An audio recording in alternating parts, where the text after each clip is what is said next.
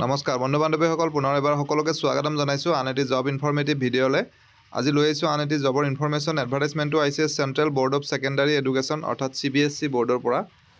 Total 212টা পদৰ বাবে তেওঁলোকে আবেদন বিচাৰিছে। গতিকে কি পদ আছে, কোৱালিফিকেশ্যন, চেলাৰী, এজ লিমিট গোটেইখিনি কথা জানিবৰ বাবে ভিডিঅ'টি আপোনালোকে শেষলৈ চাওক। ইনফৰ্মেটিভ যেন পালে ভিডিঅ'টি লাইক আৰু শ্বেয়াৰ কৰিবলৈ নাপাহৰিব। যদি চেনেলটো ছাবস্ক্ৰাইব কৰা নাই আজিয়ে কৰি ল'ব।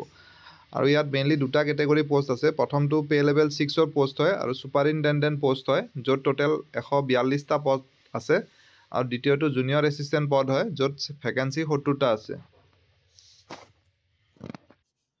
অনলাইন আবেদন অলৰেডি ষ্টাৰ্ট হৈ গৈছে যোৱা 2 তাৰিখৰ পৰা, আৰু ইয়াৰ সময় 31 জানুৱাৰীলৈকে আছে।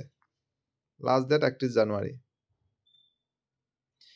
প্ৰথমটো পদ ছুপাৰিনটেণ্ডেণ্টৰ বাবে কোৱালিফিকেশ্যন যিটো বিচাৰিছে, গ্ৰেজুৱেশ্যন হ'ব লাগিব। যিকোনো বিভাগৰ পৰা গ্ৰেজুৱেট কৰাসকলে এপ্লাই কৰিব পাৰিব, আৰু লগতে কম্পিউটাৰৰ নলেজ থাকিব লাগিব, আৰু এজ লিমিটটো 30 ইয়াৰ্ছ, আৰু ৰিলেক্সেশ্যন থাকিব এজ পাৰ গভৰ্ণমেণ্ট নৰ্মছ। আৰু মেথড অফ ৰিক্ৰুটমেণ্টত ইয়াত দুটা টায়াৰত হ'ব। MCQ ফাৰ্ষ্ট হ'ব, আৰু নেক্সটটো অবজেক্টিভ টাইপ OMR বেছড হ'ব, লগতে ডেছক্ৰিপটিভ টাইপ থাকিব, আৰু টাইপিং স্কিল লাগিব, অৰ্থাৎ টাইপিং স্পীড থাকিব লাগিব।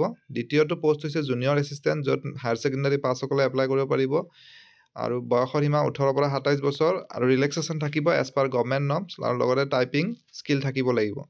আৰু ইয়াত টায়াৰ 1 হ'ব, MCQ বেছড, আৰু টাইপিং টেষ্ট হ'ব। এক্সামিনেশ্যন ফি 800 ৰুপিজ দিব লাগিব জেনেৰেল প্লাছ OBC কেটেগৰী কেণ্ডিডেটসকলে। SC ST PWBD ex servicemen women কেণ্ডিডেটছে কোনো পে'মেণ্ট দিব নালাগে।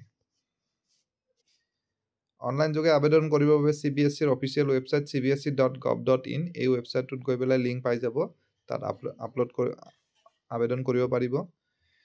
ইণ্টাৰেষ্টেড তথা এলিজিবল কেণ্ডিডেটসকলে ডেছক্ৰিপশ্যনৰ পৰা এই এডভাৰটাইজমেণ্টখন ডাউনলোড কৰিলে বাকী ডিটেইলছখিনি চাই ল'ব। কিবা সুধিব লগা থাকিলে কমেণ্ট কৰিব পাৰিব। গতিকে আশা কৰিছোঁ এই ভিডিঅ'টিৰ জৰিয়তে আপোনালোকৰ মাজৰ এজন হ'লেও কেণ্ডিডেট উপকৃত হ'ব। পুনৰ এনেদৰে এটা নতুন ভিডিঅ'ত লগ পাম। ধন্যবাদ।